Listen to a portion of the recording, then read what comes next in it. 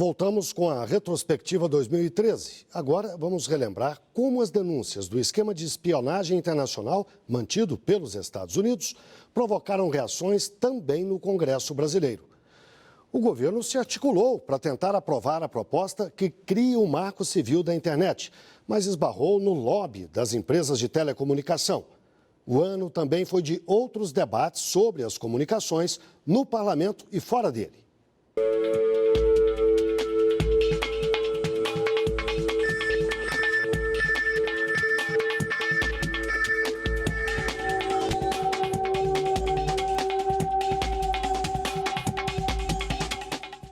Uma das respostas da presidenta Dilma Rousseff às denúncias de espionagem foi o apoio à proposta que cria o Marco Civil da Internet.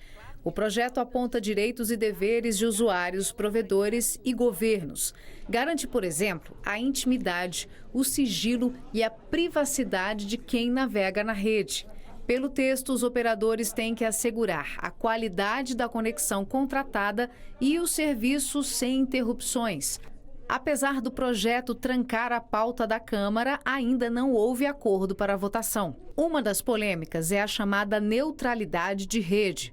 O texto prevê que os conteúdos devem ser tratados de forma igual pelos operadores, sem discriminação entre um vídeo e um e-mail, por exemplo, e que a velocidade da conexão não pode diminuir sem justificativa. Mas as empresas de telefonia defendem a liberdade de vender pacotes com acesso específico para determinados serviços e aplicações, como apenas e-mail e redes sociais. Você pode ver filme o dia inteiro, eu não posso ver filme nenhum.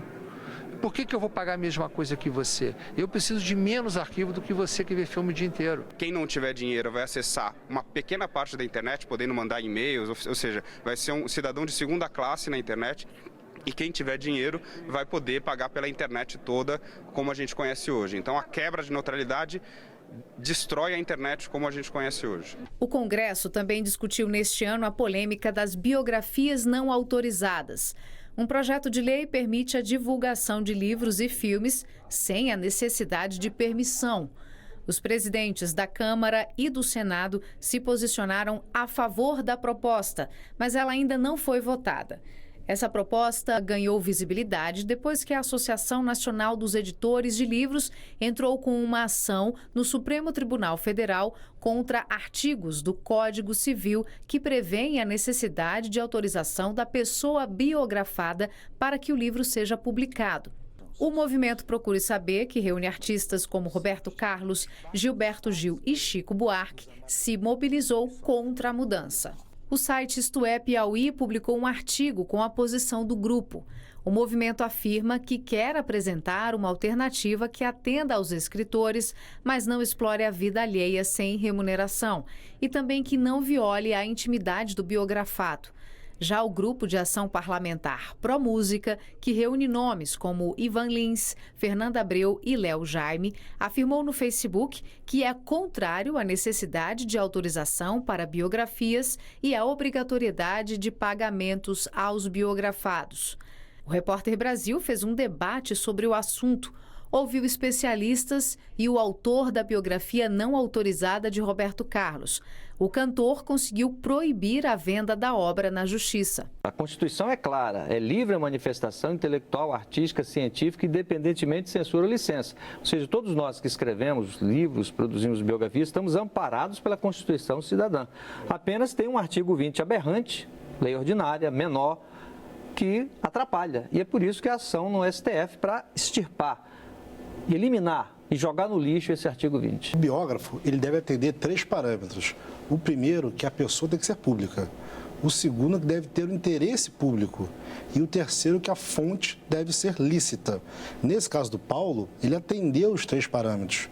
Mas você tem aí o outro princípio constitucional, que é o da vida privada. Este ano marcou também a luta pelo estabelecimento de um marco legal para as comunicações brasileiras como um todo. Entidades da sociedade civil elaboraram um projeto de iniciativa popular que apelidaram de Lei da Mídia Democrática. O objetivo é ampliar a diversidade de pontos de vista, fortalecer emissoras públicas e comunitárias, estimular a produção local e promover os direitos humanos.